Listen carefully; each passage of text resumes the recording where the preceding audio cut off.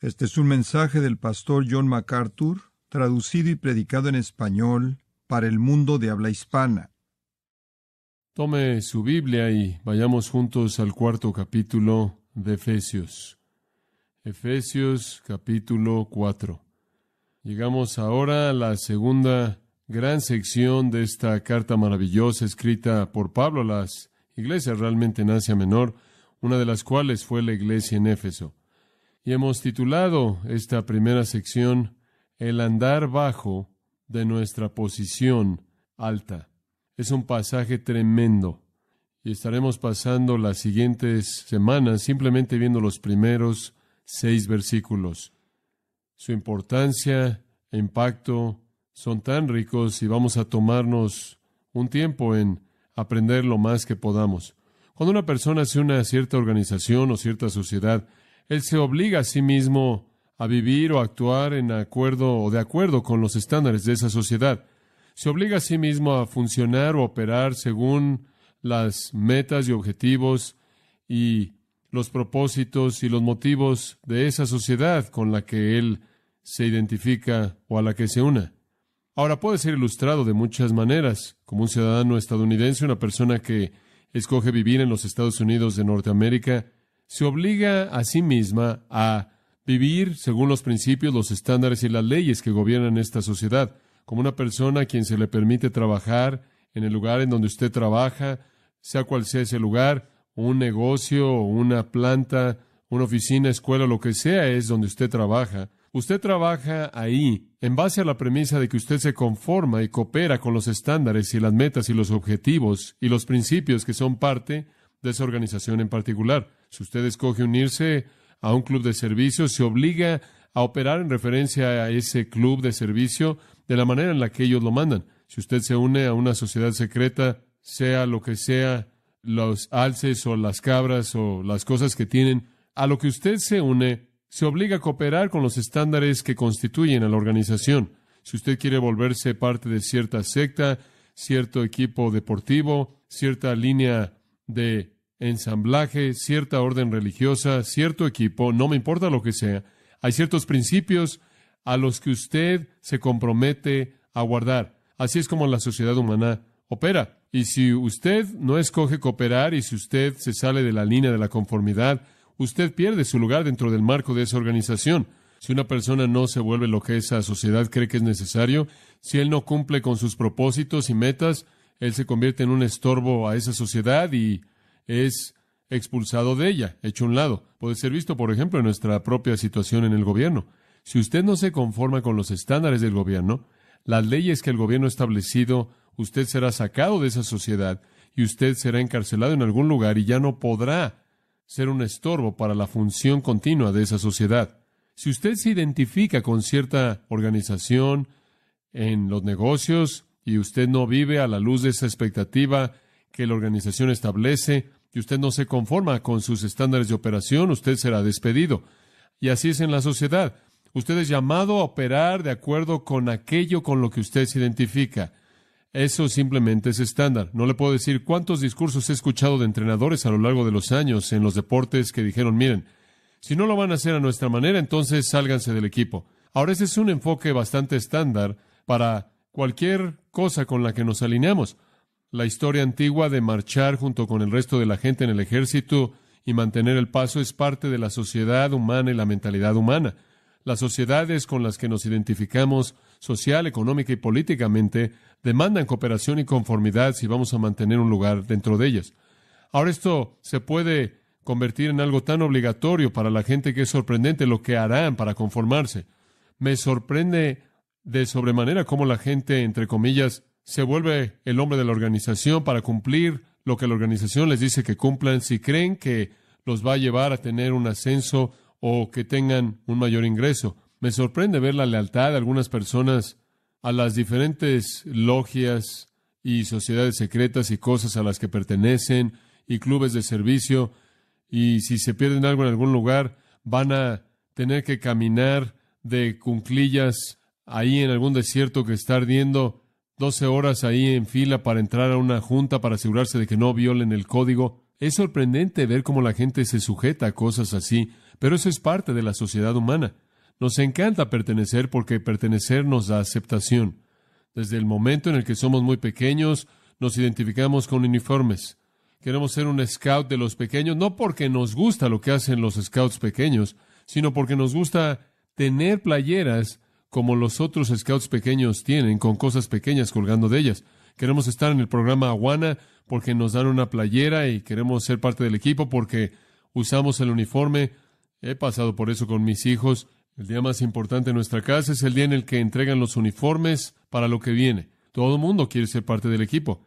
Eso simplemente es parte del deseo humano, pertenecer y tener alguna aceptación en un sentido de identidad. Es sorprendente cuán obligatorio se convierte eso.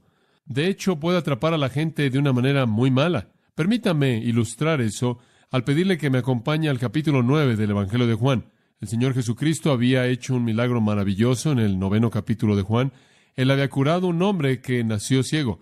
Y Él lo había curado para la gloria de Dios y fue algo maravilloso lo que Él había hecho. El hombre había sido ciego toda su vida. Jesús escupió en algo de arcilla, hizo un poco de lodo y lo colocó en sus ojos y le dijo que se fuera a lavar al tanque de Siloam y lo hizo y regresó viendo. Y fue un milagro maravilloso. Y después, claro, los líderes comenzaron a tratar de investigar el milagro. Es bastante triste cuando la incredulidad investiga un milagro. Usted nunca llega a los resultados correctos. Y fueron muy antagonistas a lo que Jesús acababa de hacer. Y claro, primero querían hablar con los padres del hombre ciego para descubrir lo que ellos sabían. Llegamos al versículo 22. Estas palabras hablaron sus padres porque temían a los judíos, que habían dicho, versículo 21, no queremos responder por él. Edad tiene, preguntadle, él hablará por sí mismo. En otras palabras, ellos no querían reconocer nada acerca de cómo él fue curado, no querían discutir cómo es que fue el curado, no querían darle crédito a Jesucristo, no querían darle gloria a Dios, no querían involucrarse en eso en absoluto. Y la razón está aquí, por miedo a los judíos, porque los judíos ya habían acordado que si algún hombre confesaba que él era el Cristo, él debía ser sacado de la sinagoga. Estaban tan estructurados por el deseo de la aceptación en la sociedad, que habían escogido que no confesarían que la vista de su propio Hijo amado había venido por manos del Señor Jesucristo por temor de que perderían su estatus social. Ahora eso es algo bastante obligatorio, ¿no es cierto? No querían confesar la realidad del milagro de su propio hijo ciego porque temían que, como dice el griego, serían desinagogados, excomunicados. Y lo que más les preocupaba a ellos no era la verdad, sino pertenecer a la sociedad con la que ellos se habían decidido identificar. Y la gente puede identificarse con cosas que se vuelven tan obligatorias para ellos que literalmente se vuelven ciegos ante la realidad de lo que deberían saber y de lo que deberían ser parte. Si hubieran pensado, inmediatamente hubieran querido identificarse con el Hijo y con el que había hecho que el ciego viera, porque ahí estaba el poder real. Allí en el capítulo 12 de Juan y en el versículo 42 encontramos una ocasión parecida. Juan 12, 42. Y claro, el Señor ha venido y cumplido la profecía y todo esto.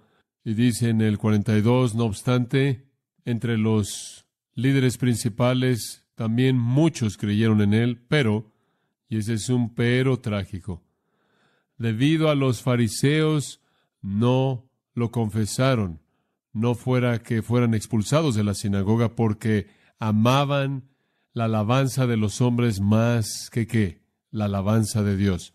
Lo mismo de nuevo. Habían hecho un compromiso tan firme con la sociedad que habían escogido, que no había manera en la que iban a refrenar la función que querían tener dentro de esa sociedad. De hecho, condenaron su propia alma para adherirse al código. Increíble. Pero así es como es con la disposición de los hombres de conformarse con los estándares del grupo con el que afirma su lealtad y donde él adquiere un sentido de identidad. Eso es lo negativo. Puedo mirar hacia atrás a mi juventud y ver cómo quise pertenecer a fraternidades y ciertos clubes y clubes deportivos y nos hacían pasar por algunos de los procesos más increíbles para entrar que yo me podría imaginar, que ni siquiera me atrevería a hablar de eso porque no se sentiría bien si lo hiciera. Usted mira atrás y dice, ¿por qué me llegué a molestar con eso? Pero la motivación en el corazón de un hombre es muy fuerte y de una mujer por pertenecer, por ser parte de algo. Y en el mundo me sorprende que cuando la gente se identifica, se obliga y hacen lo que sea por conformarse. Quieren vivir a la luz de principios. Quieren ser lo que necesitan ser. Quieren ser aceptados. ¿Y sabe lo que sucede? Cuando usted traduce eso a la iglesia, algo sale mal. Usted tiene a toneladas de personas que vienen y muchas personas que quieren la bendición y los derechos y los privilegios y los honores, pero en algún punto a lo largo del proceso nunca hacen el compromiso con conformarse con los estándares.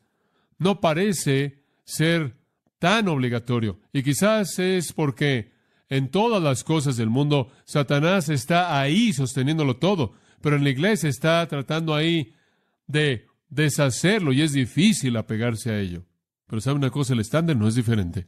Y cuando usted viene a Jesucristo, usted entra a su iglesia, el cuerpo, usted recibe su salvación, Él le da todos los derechos y honores y privilegios que vienen con ser un cristiano. Y después Él dice, quiero que te conformes con mis estándares, ¿no es cierto? Y el Nuevo Testamento dice, si hay alguno en medio de ustedes que no se conforman con estos estándares, sáquenlo. Si hay alguien en medio de ustedes, 1 Corintios capítulo 5, que está viviendo de una manera inmoral en medio de ustedes, sáquenlo. Si hay alguien en 2 de Tesalonicenses que está caminando de manera desordenada, que está haciendo lo que no debe hacer y no les responden a ustedes, sáquenlo. Si hay alguien, Pablo le dijo a Timoteo, que está buscando las cosas que no son coherentes con lo que sabemos que es la verdad de Dios, sáquenlo. Escuche, Dios así lo tiene en su iglesia. Él dice, si usted no se va a conformar y cooperar con la iglesia, con lo que la iglesia está haciendo, entonces es mejor que se vaya. De hecho, algunas veces el Señor saca a la gente por sí mismo. Y Él le dijo a los corintios, muchas personas vienen y muchas personas quieren la bendición y los derechos y los privilegios y los honores, pero en algún punto a lo largo del proceso nunca hacen el compromiso con conformarse con los estándares. Él dice, si no se van a conformar y cooperar con lo que la iglesia está haciendo, entonces es mejor que se salgan. De hecho, algunas veces el Señor saca a la gente por sí mismo.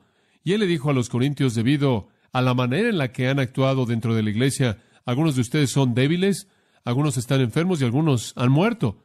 Y en 1 de Juan capítulo 5, Él dice que inclusive hay un pecado para muerte, en donde el Señor literalmente excomunica al creyente, no perdiendo la salvación, pero al sacar a la persona de la comunión de la iglesia, porque son más un estorbo que una ayuda. Amados, escuchen, si la gente puede unirse a equipos deportivos y hacer negocios y al orden real de las cabras y todo lo demás, y pueden conformarse con una conformidad tan rígida, si la gente puede temer tanto el ser expulsados por la superestructura judía de su día, y que literalmente condenan sus propias almas y ciegan sus ojos a la realidad del Hijo de Dios, si la gente puede hacer ese tipo de compromisos con cosas que no importan, ¿se imagina usted que nosotros como cristianos podemos hacer un tipo de compromiso de alto nivel con caminar como Dios nos ha pedido que caminemos dentro del marco de su propia iglesia amada? Creo que debiéramos, ¿no lo cree usted? Creo que eso es lo que Pablo nos está llamando a hacer en los últimos 3 capítulos de Efesios. Él comienza en el versículo 1 al decir esto, y aquí está el corazón del asunto.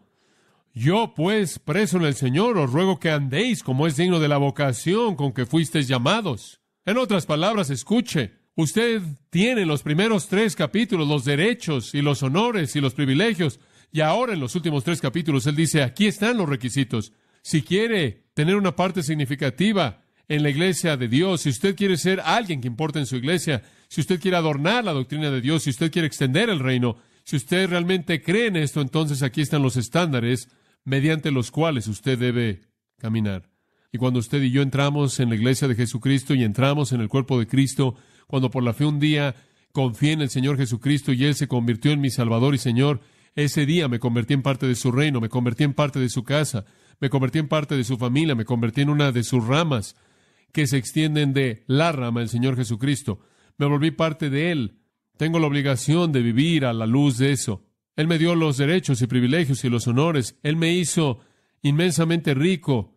Él no me dio a partir de sus riquezas, sino según sus riquezas. Él me bendijo con toda bendición espiritual en los lugares celestiales en Cristo Jesús. Él ha apartado el futuro para mi beneficio. En las edades venideras, Él me derramará toda su gracia y su bondad hacia nosotros los que creemos.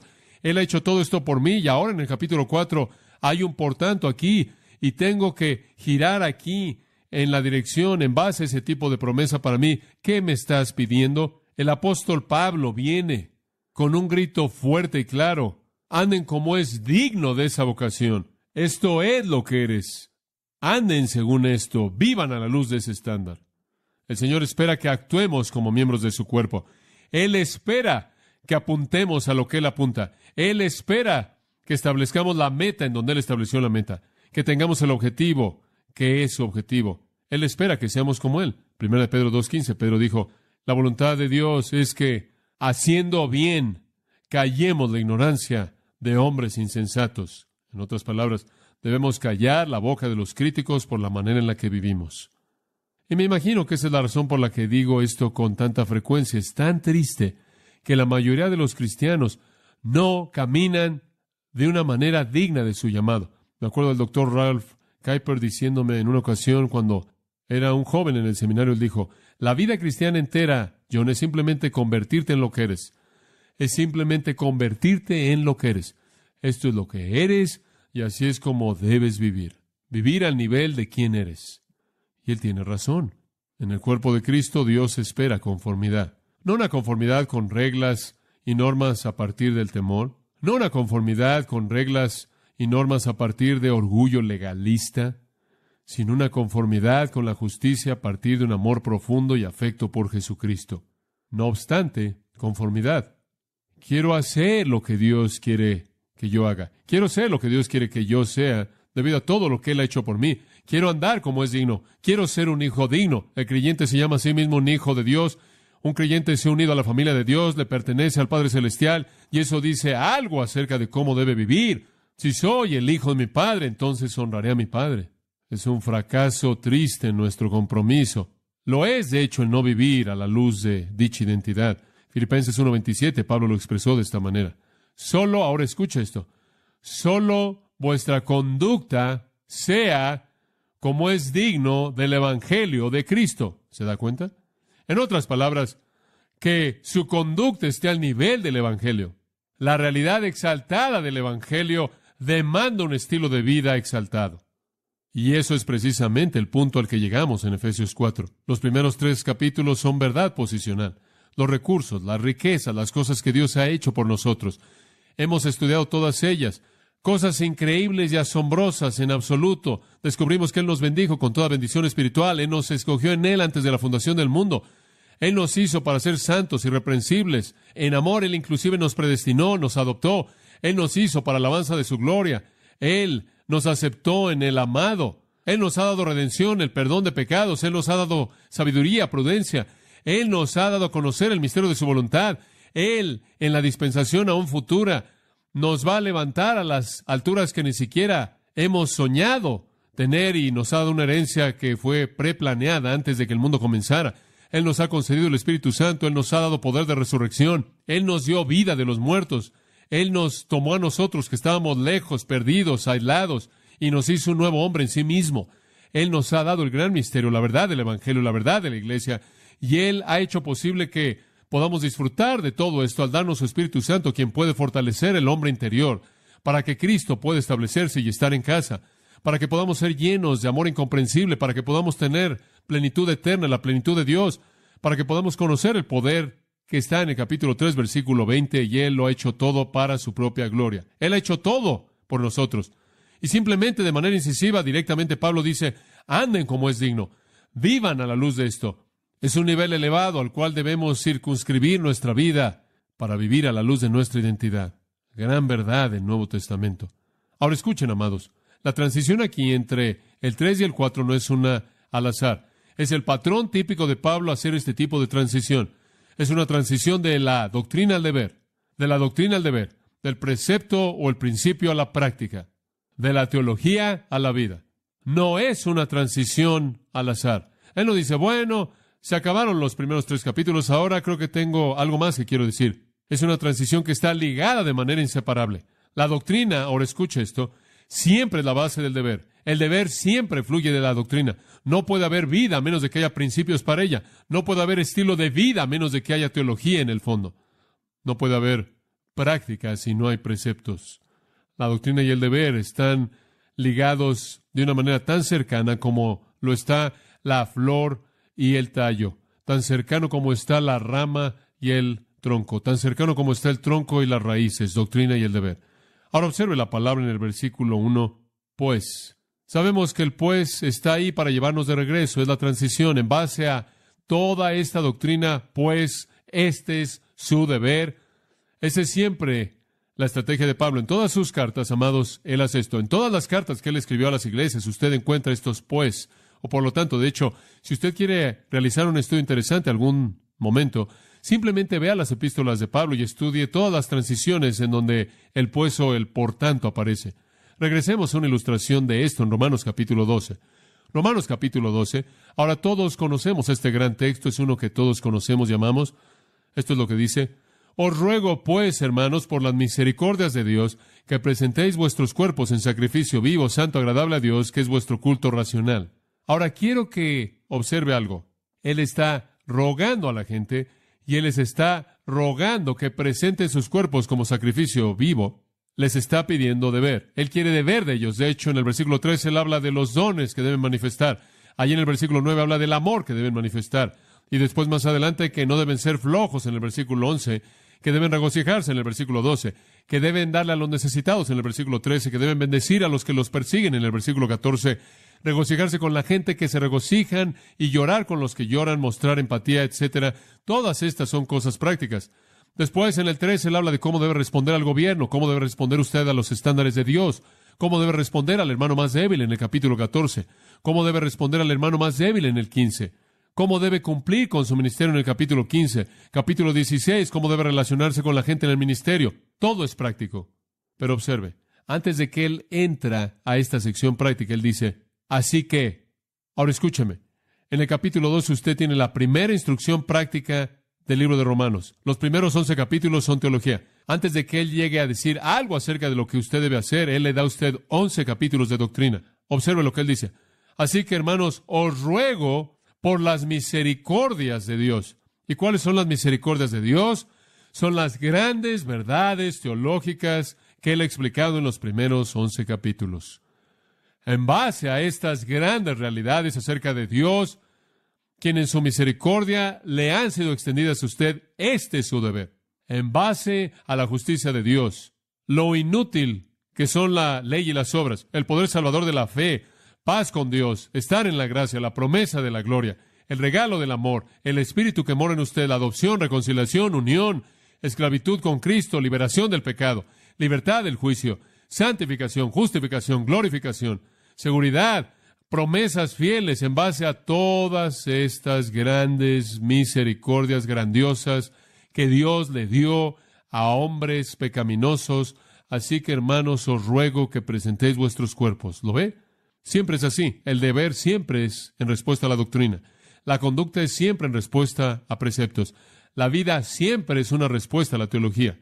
Y quiero que sepa esto, porque quiero que sepa por qué enseñamos doctrina. La gente dice, bueno, ¿sabes una cosa? Te metes en enseñanza tan pesada, estás enseñando doctrina. Y bueno, escuche, tengo que hacer eso es lo que Dios me ha llamado a hacer. Enseñarle los principios de la vida para que pueda vivir la vida. El por lo tanto, el pues está ahí por una razón. Observe Gálatas capítulo 5 y le voy a dar otra ilustración. Y podemos ir a cualquiera de las epístolas de Pablo, realmente, pero voy a tomar un par de ellas aquí. Gálatas, en los primeros 4 capítulos de Gálatas, Pablo está discutiendo la libertad del creyente.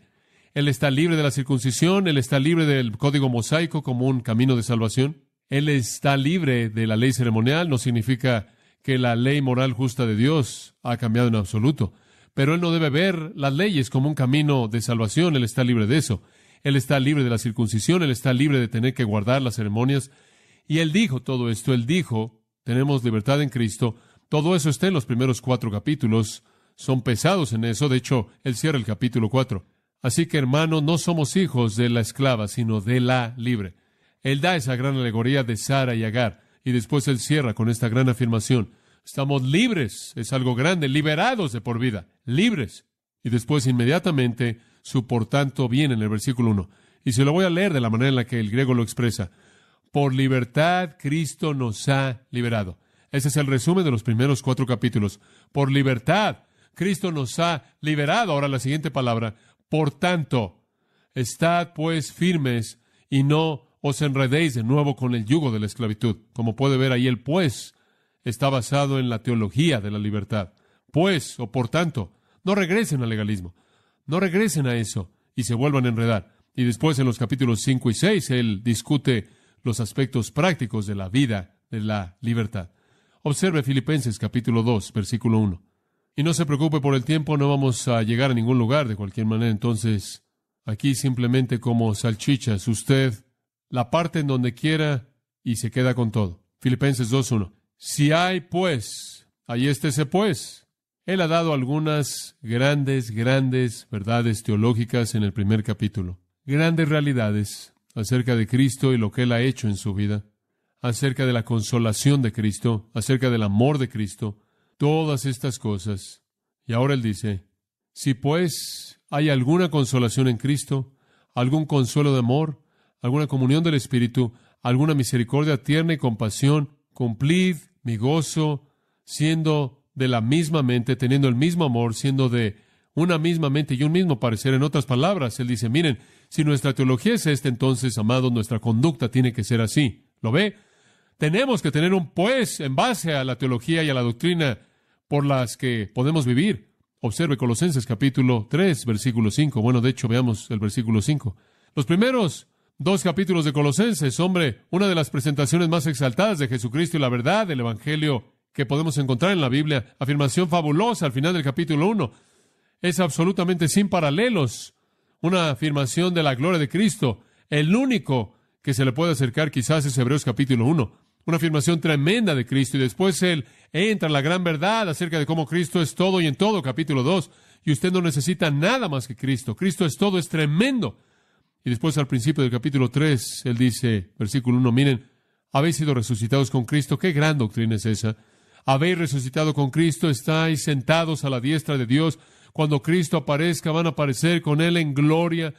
Se da cuenta de que ha sido exaltado a los lugares celestiales. Se le ha dado una ciudadanía que trasciende la tierra, que está ahí en el cielo de Dios, en los lugares celestiales, como Pablo los llama. Se da cuenta de que ha ascendido más allá de esto. Su vida está escondida con Cristo en Dios. Y después él dice en el versículo 5, haced pues morir lo terrenal en vosotros. ¿Ve usted el punto? Es claro que hasta el capítulo 3, versículo 4, hay doctrina. Finalmente, pues, aquí está el deber. Y amados, usted necesita conocer esto. Este es un principio constante del Nuevo Testamento. Está en todos lados. Es básico enseñar principios para vivir. Debemos andar como es digno de nuestro llamado. Sabemos lo que Él ha hecho por nosotros. Sabemos quiénes somos. Conocemos los principios. Debemos andar como es digno. Primera de Tesalonicenses, capítulo 4, versículo 1, dice esto. Además os rogamos, hermanos, y os exhortamos por el Señor Jesús, que así como habéis recibido de nosotros cómo debierais andar y agradar a Dios, así abundéis en esto más y más. Ahora, ¿entiende usted el punto? Les hemos enseñado cómo deben caminar. Y ahora los exhorto a hacerlo. Como puede ver, primero tiene que estar la enseñanza. Usted no puede esperar que el creyente opere en base a lo que él no conoce. Usted no puede vivir un principio que usted no conoce. Usted no puede conducirse de una manera que usted no entiende. Y usted debe escudriñar la palabra de Dios para conocer los principios. Proverbios nos dice que usted conocerá la sabiduría de Dios cuando usted desee esa sabiduría como usted desea el oro, como la gente busca la plata. Cuando usted busca conocer la sabiduría de Dios, lo conocerá. El capítulo 28 de Job, estaba leyendo ayer, describe la primera parte del capítulo, describe cómo los hombres trabajan para escarbar y extraer tesoros, y habla del hecho de que van a hacer hasta lo inconcebible para obtener el tesoro y sacarlo del suelo. De hecho, permítame mostrárselo. Observe Job capítulo 28. Él dice aquí, ciertamente la plata tiene sus veneros, y el oro lugar donde se refina. El hierro se saca del polvo, y de la piedra se funde el cobre. A las tinieblas ponen término, y examinan todo a la perfección, las piedras que hay en oscuridad y en sombra de muerte. Lo que Job está diciendo aquí es que es increíble que el hombre literalmente va a ir a las profundidades para encontrar tesoro, para encontrar oro. Él descubre las piedras de la oscuridad. Él se va a meter a la sombra de la muerte. Él busca todo para encontrar plata, para encontrar hierro, para encontrar bronce. Él habla de, versículo 6, las piedras son el lugar del zafiro y sus polvos de oro.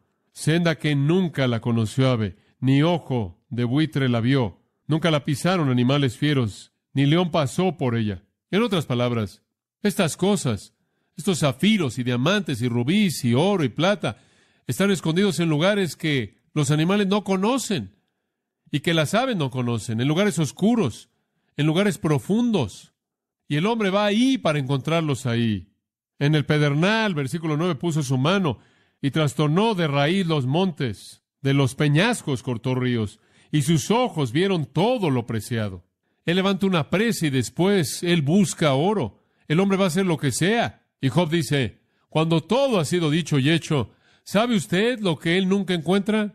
Él nunca encuentra la sabiduría de Dios. Y después, cuando usted llega a Proverbios capítulo 2, usted oye al escritor de Proverbios decir esto: cuando inviertas tanto esfuerzo en conocer la sabiduría de Dios como los hombres lo hacen por encontrar oro y plata, entonces conocerás la sabiduría de Dios. Y escuche, hasta que usted conoce la sabiduría de Dios, hasta que la base de la doctrina está ahí, usted no sabe cómo vivir. Usted tiene que conocer la sabiduría de Dios. De regreso a Colosenses, por un minuto, capítulo 1, versículo 9.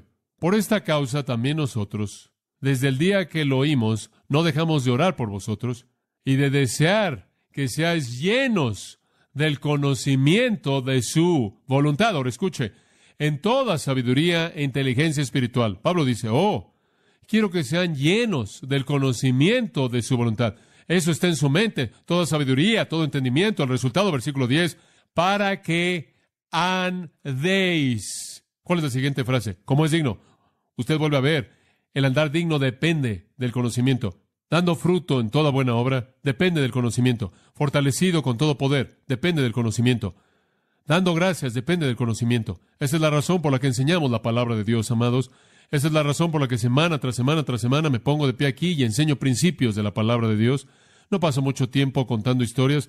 No paso mucho tiempo simplemente tratando de motivarlo en un área emocional. Solo quiero enseñarle los principios de la palabra de Dios para que pueda vivirlos. Ahora podemos hacer eso. Podríamos tener pláticas motivacionales santificadas y podrá venir aquí y sacar algunas de mis anécdotas antiguas pero buenas, y podrá contarle todas las bromas que conozco y podremos reírnos todo el tiempo y podremos traumatizarnos emocionalmente y podría contarle alguna anécdota que lo lleva a llorar y simplemente podremos tener un gran tiempo emotivo. Y sabe una cosa, usted estaría muy sentimental y después, 15 minutos después, usted olvidaría todo lo que oyó. No habrá ningún principio ahí. ¿Sabe una cosa? Los pastores y maestros debilitan la palabra de Dios cuando llegan a la congregación y los exhortan acerca del deber y nunca les enseñan doctrina porque han quitado el motivo. Han quitado el principio. Puedo ilustrarlo de esta manera. Vamos a suponer esto. Ustedes todos manejan a 80 kilómetros por hora. Vamos a decir que supongamos eso. ¿Por qué manejan 80 kilómetros por hora? Usted no dice, bueno, ¿sabes una cosa? Solo estaba orando acerca de esto un día y me pareció estar bien simplemente manejar 80 kilómetros por hora y simplemente decidí hacer eso. No, la razón por la que usted maneja 80 kilómetros por hora es porque hay una doctrina y esa doctrina dice que usted va a manejar 80 kilómetros por hora. Su deber depende de esa doctrina.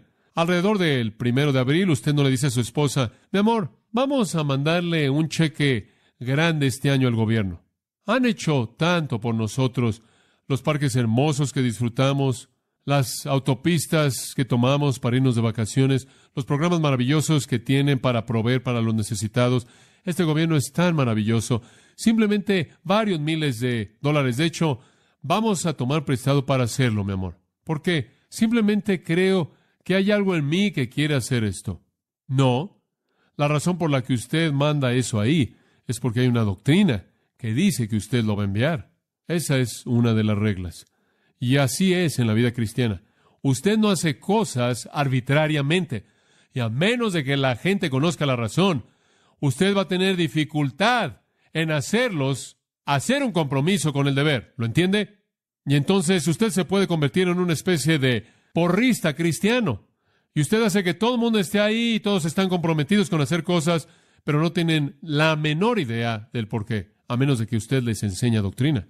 Y sabe una cosa, inclusive cuando estamos en la radio, tenemos nuestro programa de radio ahora y el Señor realmente está bendiciendo, es realmente emocionante. Recibimos gran correo, la gente está viniendo a Cristo, realmente es maravilloso. Recibí una carta de un hombre el otro día, estaba muy enojado con que yo enseñara doctrina, hombre. Él realmente estaba enojado, 2 páginas a un espacio destrozándome, y él estaba enojado por mi doctrina, simplemente está repitiendo mucha doctrina, mucha teología mala, y siguió, y hombre, realmente desde el principio hasta el final me destrozó, y él era un ministro, pero él siguió, y al final de su carta, su última línea fue: por favor, disculpa los errores al escribir, por lo menos no me van a pedir cuentas por estos en ese día. Y después firmó su nombre. Bueno, el Señor usó eso. Y estoy agradecido porque el Señor permitió que eso viniera, porque el Señor me recordó que daré cuentas. Santiago 3:1 dice: dejen de ser tantos de ustedes maestros, porque recibirán mayor condenación. ¿Y sabe por qué rendiré cuentas? El Señor solo me va a preguntar una cosa: ¿entregaste a mi pueblo mi verdad? ¿No es verdad? Eso es todo. Y quiero cumplir mi ministerio a plenitud, y cumplir mi ministerio a plenitud significa que debo enseñarle los principios de la palabra de Dios. Ahora, primero tengo que hacer que usted esté aquí para escuchar, y después tengo que convencerlo de que debe operar en base a esas cosas. Ese es el llamado de Dios para mí. No estoy interesado en que usted se conforme de manera legalista. No estoy interesado en que usted se conforme emocionalmente. No estoy interesado en intimidarlo a hacer eso. Creo que mi responsabilidad consiste en darle la verdad de la palabra de Dios y permitir que usted tenga la responsabilidad de obedecerla o no obedecerla. Y creo que si tan solo llegamos al púlpito y simplemente tratamos de imponerle a la gente emocionalismo, simplemente les decimos que hagan cosas todo el tiempo sin darles una razón teológica por hacer eso, los dejamos vacíos y no entendemos el punto. La doctrina es la clave para la vida cristiana. La gente dice: bueno, simplemente queremos amar a todo el mundo y no queremos hacer que la doctrina sea algo serio. Esa es la afirmación más torpe. ¿Sabe una cosa? De hecho, ahí en la calle, allá abajo, allí en Roscoe Boulevard, ahí por Haskell, hay una pequeña iglesia verde que no tiene letrero. Es la Iglesia de Los Ángeles. La llaman así porque años atrás Watchman Nee escribió que, según el Nuevo Testamento, toda ciudad debía tener una iglesia, y entonces eso todavía debía ser verdad. Un hombre llamado Witness Lee recogió esto y comenzó un movimiento a partir de eso, y dicen que debe haber solo una iglesia en cada ciudad: Iglesia de Los Ángeles, Iglesia de San Francisco, Iglesia de Pittsburgh. Usted sabe ese enfoque. Y claro, debido a que tienen varias ramas, todas se llaman a sí mismas la Iglesia de Los Ángeles, aunque esté en Sepúlveda. No sé cómo funciona eso con su teología, pero eso es. Pero bueno, es llamada la Iglesia de Los Ángeles. Bueno, el libro que produjo este movimiento, está escrito por un hombre llamado Witness Lee, y el título del libro es Cristo versus Doctrina. Ese es el título del libro. Leí el libro, y en él dice: Cristo está en contra de toda doctrina. No creen en la doctrina. Y eso, claro, es una de sus doctrinas carnales. La palabra doctrina simplemente significa principios. Uno de sus principios no es creer en principios. Usted no puede decir, y después todo el mundo en la actualidad que en cierta manera se acerca al liberalismo y dice: tenemos que olvidarnos de la teología y simplemente hacerlo a un lado, y simplemente tenemos que amar a todo el mundo y no hablemos de la teología. Simplemente vamos a unirnos en base al amor. Es un pensamiento maravilloso, pero simplemente no es bíblico. Permítame mostrarle algunos versículos. Efesios 4:23, usted sabe, he estado leyendo mucho en esa área en los últimos años acerca de renovación de la iglesia. Y hay muchos libros que están saliendo acerca de renovación de la iglesia. Algunos de ellos son buenos y útiles y los he valorado mucho. Pero en toda la plática de renovación de la iglesia es algo interesante, porque hay muchas sugerencias de cómo hacer que la iglesia se renueve. Tenemos que renovar a la iglesia. Renovación en cierta manera es la nueva palabra, como puede ver. Y hay sugerencias. La manera de renovar a la iglesia es cambiar la estructura. Tenemos que ir en contra de esto. Tenemos que deshacernos de los patrones antiguos.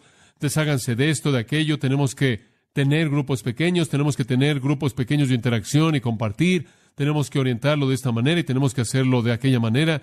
Tenemos que reacomodar los muebles y hacer que la gente se vea el uno al otro y que la gente comparta sus problemas el uno con el otro. Y tenemos que tener métodos y maneras y soluciones. Y muchas de esas cosas son algo exteriores y superficiales.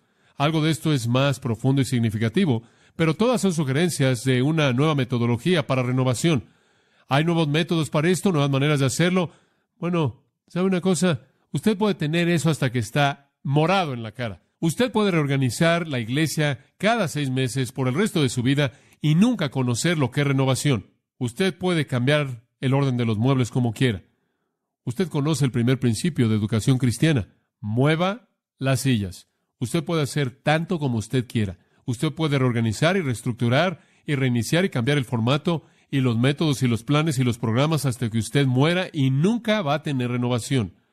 Porque Efesios 4:23 dice, renovaos en el espíritu de vuestra ¿qué? Vuestra mente. Si la iglesia realmente quiere renovación, encontrará renovación cuando imparta al pueblo de Dios la verdad de Dios para que sus mentes puedan conocerla. Esa es la base de la renovación. Y después, francamente, importa poco cómo es que usted acomoda los muebles o qué método usa usted, porque usted tiene a muchas personas renovadas y la gente renovada va a llevar a cabo la obra del Señor sin importar el marco estructural. Pero observe, la mente lo que es la fuente de la renovación. La renovación que viene a la iglesia viene en la mente, el proceso de pensamiento. Esta es la razón por la que en Efesios 1:17 el apóstol dijo que el Dios de nuestro Señor Jesucristo, el Padre de gloria, os dé espíritu de sabiduría y de revelación en el conocimiento de Él, para que ilumine los ojos de vuestro entendimiento. En otras palabras, Dios sabe que la médula del asunto es que conozca su verdad en su mente. Debemos conocer doctrina, amados, antes de que jamás podamos conocer el deber. Filipenses de nuevo, capítulo 1, versículo 9. Solo quiero presentar este punto de manera sólida esta mañana. Y aquí hay un versículo que oigo mucho, pero muchas veces la gente no cita el versículo entero. Y esto oro, que vuestro amor abunde aún más y más. Y se detienen ahí. Dicen, oh sí, debemos amar más y más. Y debemos olvidarnos de todas estas cosas acerca de la doctrina. Pero usted no leyó el versículo. Dice, oro porque vuestro amor abunde aún más y más en ciencia y en todo conocimiento a fin de que aprobéis lo mejor. ¿Se da cuenta? Usted tiene que discernir. Usted tiene que emitir juicios. Usted tiene que conocer doctrina y teología. De lo contrario, su amor es menos que el amor de Dios, el cual discierne, conoce, hace juicios. En Colosenses capítulo 1, versículo 10, él dice, a fin de que andéis como es digno del Señor, agradándole en todo, dando fruto en toda buena obra. Esa es la meta. ¿Cómo? Aumentando el conocimiento de Dios. Esa es la mejor expresión de la preposición. Por el conocimiento de Dios. Conforme usted conoce a Dios, usted va a andar como es digno. Conforme usted conoce a Dios, usted va a ser fructífero en toda buena obra. Colosenses 3:10. Vestíos del nuevo hombre, que se renueve en conocimiento según la imagen del que lo creó. Conocer a Dios, conocer a Cristo, conocer su palabra. Ese es el punto.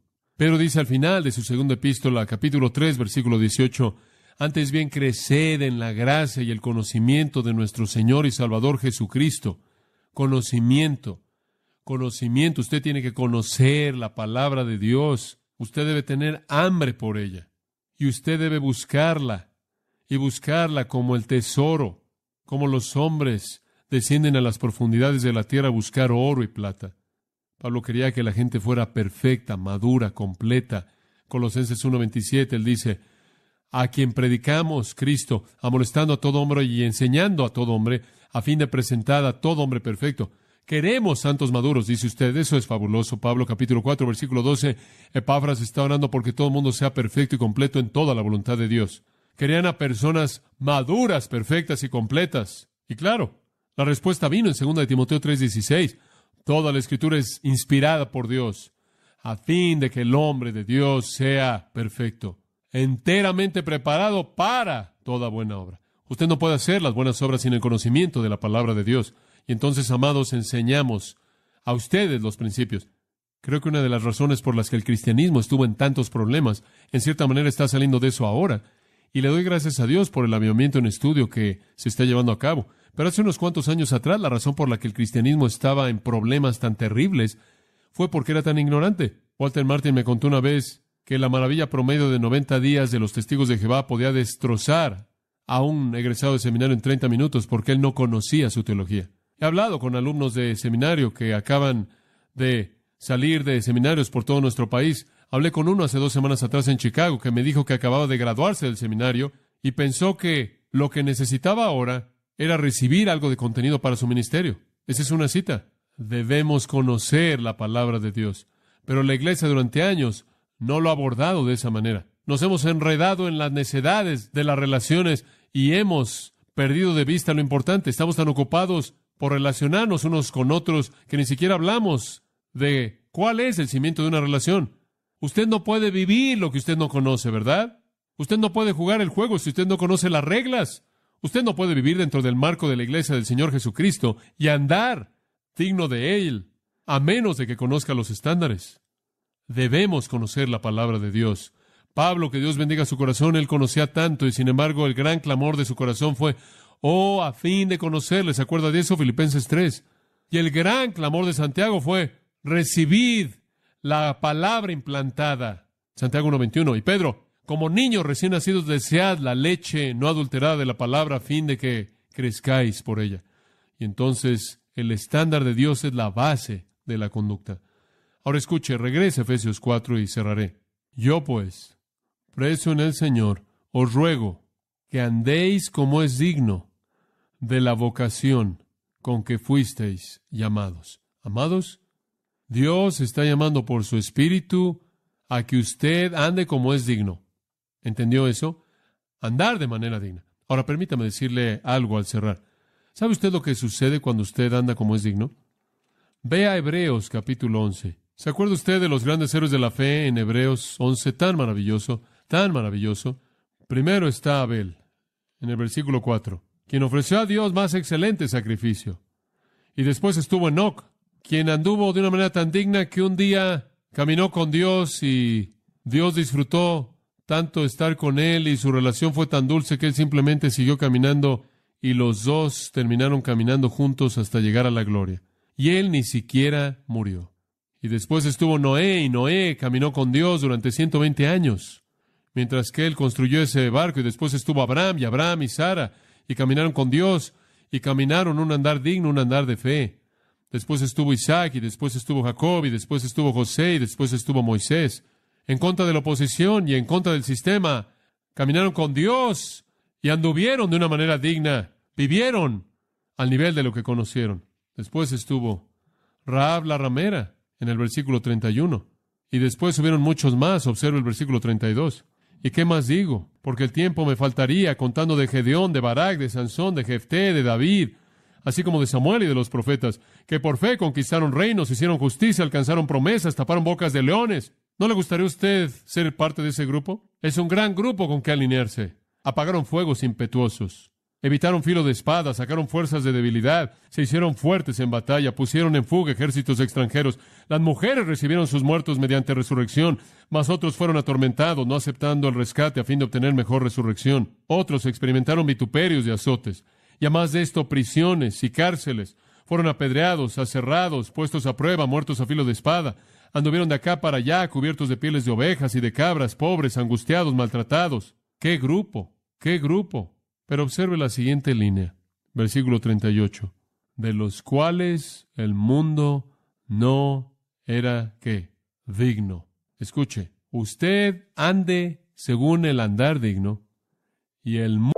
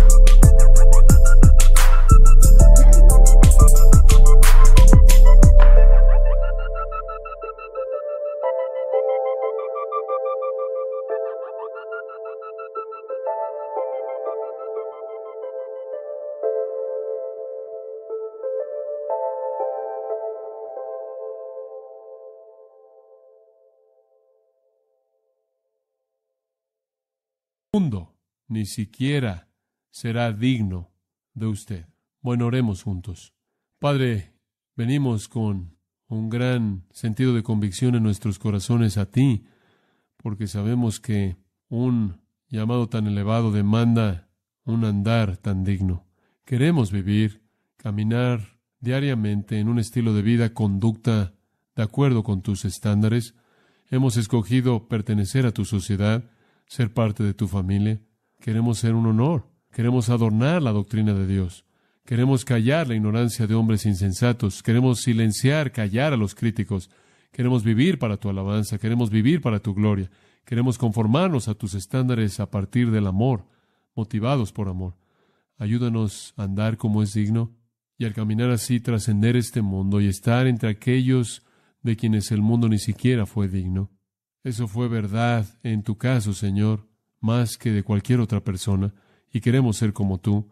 Gracias, Padre, por el hecho de que podemos andar como es digno, conforme somos fortalecidos en el hombre interior por el Espíritu Santo, conforme Cristo se establece estando en casa en nosotros, derramando en nosotros su amor incomprensible, conforme somos llenos de la plenitud de Dios y nos volvemos mucho más allá, por encima de lo que podemos pedir o entender. Y Padre, sabemos que de esta manera podemos andar como es digno. Y que sea entonces que nos comprometemos con eso y que estudiemos para conocer la verdad, para que podamos vivirla. Oramos en el nombre de Cristo. Amén. Que Dios los bendiga. Usted ha escuchado a John MacArthur, maestro bíblico de Gracia a Vosotros. Para más información y acceso gratuito a todos los mensajes de John, así como una lista de libros incluyendo la Biblia de estudio, visite la página web en gracia.org. Gracia a Vosotros y el pastor John MacArthur se reservan toda protección y derecho de autor bajo la ley que esté vigente. La información de derecho de autor está disponible en gracia.org, que incluye instrucciones para limitar la duplicación de este archivo digital. Gracia a Vosotros es una organización sin fines de lucro, dedicada a desarrollar recursos desde las enseñanzas del pastor John MacArthur, las cuales ofrecen la verdad de las Escrituras. Por otra parte, su apoyo en oración y sus donaciones al ministerio nos ayudan a lograr este propósito para equipar a miles de personas de habla hispana. Si desea hacer una donación o ofrenda, puede hacerlo utilizando su tarjeta Visa, Mastercard, Discovery o American Express, ingresando a gracia.org, y si vive en Estados Unidos o Puerto Rico, también puede llamarnos al 1-866-5-GRACIA, esto es, 1-866-547-22